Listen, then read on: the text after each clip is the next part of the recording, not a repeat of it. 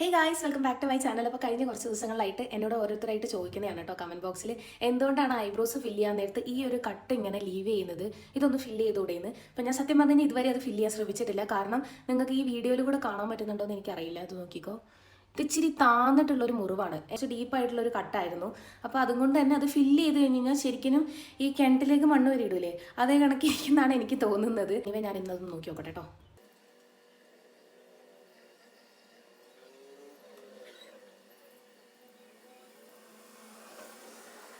കണ്ടോ, ഇതാണ് അപ്പോൾ എൻ്റെ റിയൽ ഐബ്രോസ്. ഇതാണ് ഞാൻ ഫില്ല് ചെയ്ത ഭാഗം. എനിക്കിതുകൊണ്ട് മനസ്സിലായ ഒരു കാര്യം എന്താണെന്ന് വെച്ച് കഴിഞ്ഞാൽ, ഞാൻ സാധാരണ ഉപയോഗിക്കുന്ന ഒരു എമൗണ്ട് എൻ്റെ ഐബ്രോസിൽ അപ്ലൈ ചെയ്താലൊന്നും ഈ ഒരു കട്ട് എനിക്ക് മായ്ച്ചു കളയാൻ പറ്റില്ല. ഒരിക്കലും ഒരു ആർട്ടിഫിഷ്യൽ ഫീൽ വരും. കണ്ടോ, എൻ്റെ റിയൽ ഐബ്രോയും ഇതും തമ്മിലുള്ള ഒരു വ്യത്യാസം നോക്കിക്കേ, അത്രയും ഡിഫറൻസ് വരണം.